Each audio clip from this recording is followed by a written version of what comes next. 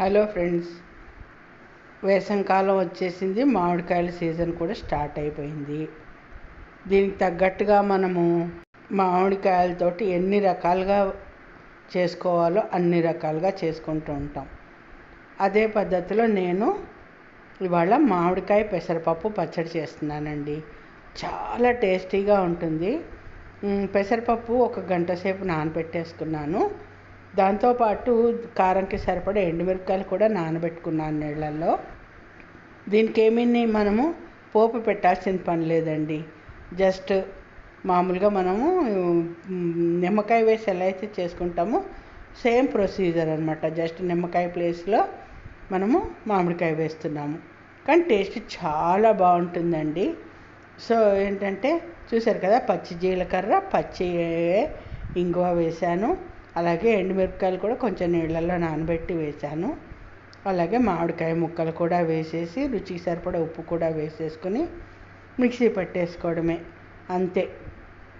చూసారు కదా, కాయ ఇప్పుడు స్టార్టింగ్లో వచ్చే కాయలు పుల్లగా ఉంటాయండి. ఇంకా టెంక కట్టలేదు. ఇది మా ఇంట్లో కాసిన కాయ అన్నమాట. సో ఇంకా టెంక కట్టలేదు, చాలా పుల్లగా ఉంది. సో టేస్ట్ అయితే అద్దరిపోయిందండి. ఇది వీడియో ఎడిటింగ్ చేస్తున్నాను, కానీ మేము ఆల్రెడీ తినేసాము, టేస్ట్ చూసేసాము. అద్దరిపోయింది నిజంగా.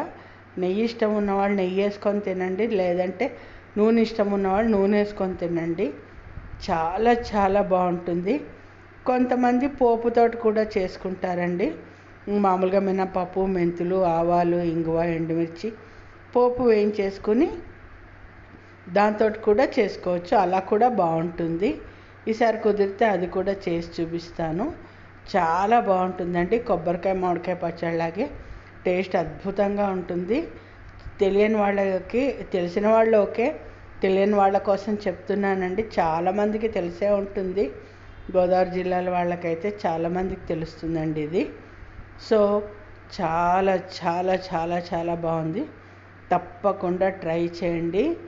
పెసరపప్పు మామిడికాయ పచ్చడి. ఈ స్టవ్ తోటి పని లేదు, స్టవ్ వెలిగించే పని లేకుండా చక్కగా ఈజీగా మిక్సీలో అన్నీ వేసేసుకుని, ఒకవేళ ఎండుమిరపకాయలు నానబెట్టకపోయినా పర్వాలేదు, అలాగే వేసేసుకుని కూడా రుబ్బుకోవచ్చు. నీళ్లు అవసరమైతేనే పొయ్యండి, లేకపోతే పొయ్యొద్దు.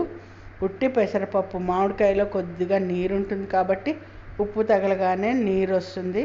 సో అది ఫ్రెండ్స్. నచ్చిందా ఈ వీడియో? నచ్చితే లైక్ చేయండి, షేర్ చేయండి, సబ్స్క్రైబ్ చేయండి. Thank you.